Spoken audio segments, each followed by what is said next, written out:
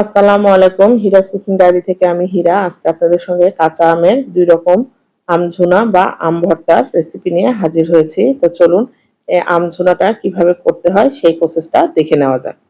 আম ঝুনা করার জন্য আমি এখানে কাঁচা আম নিয়ে নিয়েছি ১ কেজি। আমের চোচাগুলো খুব ভালোভাবে ছিলে নিতে হবে। আপনারা চাইলে বটি দিয়েও এই কাজটা করতে পারেন। আর যার যেটাতে সুবিধা সেটা দিয়ে আমগুলোকে খুব ভালোভাবে ছিলে নিতে পারেন। এমন কোনো কারণ নাই যে আম ঝুনা করার জন্য পিলার দিয়ে আমগুলো ছিলতে হবে। তা আমগুলো ছিলে নেওয়া হয়ে গেছে। ছিলার পরে ভালোভাবে ধুয়ে নিয়েছি। এবার গ্রেটারের উপরে যে মোটা অংশটা আছে সেটা দিয়ে আমগুলোকে ঠিক এভাবে কুড়িয়ে নিতে হবে বা গ্রেট করে নিতে হবে। এবারে একই প্রসেসে আমি বাকি আমগুলোকেও ঠিক এভাবে গ্রেট করে নিব।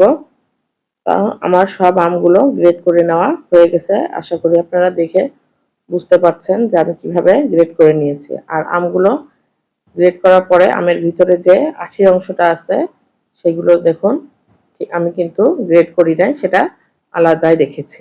সবগুলো আম খুব ভালোভাবে গ্রেট করে নেওয়া হয়ে গেছে। এবার আমি ২ বাটিতে সমান পরিমাণে ভাগ করে নিচ্ছি, কারণ আম চুনা বা আম ভর্তা যেটাই বলি না কেন সেটা ২ ভাবে করে দেখাবো এই কারণে।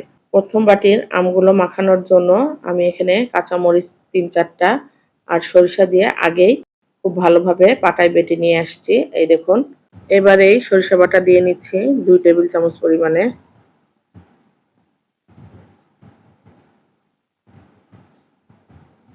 আর লবণ দিতে হবে পরিমাণ মতো। সরিষার তেল দিয়ে নিচ্ছি এখানে ৩ চা চামচ।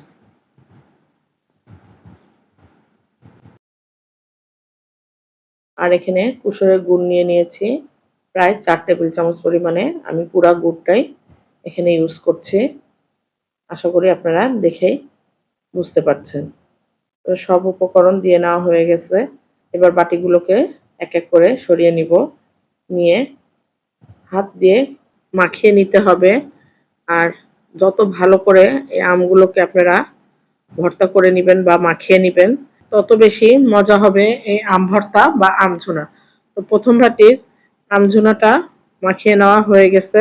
এবার আমি পরবর্তী বাটিটা মাখিয়ে আপনাদের দেখিয়ে দিচ্ছি। আরেক বাটি আম নিয়ে নিয়েছি। আর এই আম ঝুনাটা আমি একটু আলাদাভাবে করছি।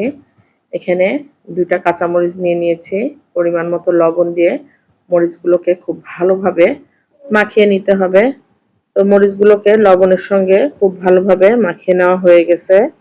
এবার এর মধ্যে ২ টেবিল চামচ কাসুন্দি নিয়েছি, সেই কাসুন্দিগুলো পুরাটাই দিয়ে নিচ্ছি। আর এখানে গুড়ের পরিবর্তে আমি চিনি ইউজ করছি। এখানে প্রায় ৪ টেবিল চামচ চিনি দিয়ে নিলাম। আর সরিষার তেল দিয়ে নিচ্ছি ৩ চা চামচ।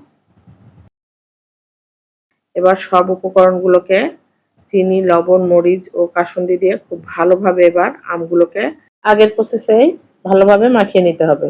আর আমার এই আম ঝুনার রেসিপি যদি আপনাদের ভালো লেগে থাকে তাহলে অবশ্যই বাসায় ট্রাই করবেন। আর আমার পেজ, ইউটিউব ও টফি চ্যানেল হিরাস কুকিং ডায়েরিকে লাইক, শেয়ার ও সাবস্ক্রাইব করে দিবেন।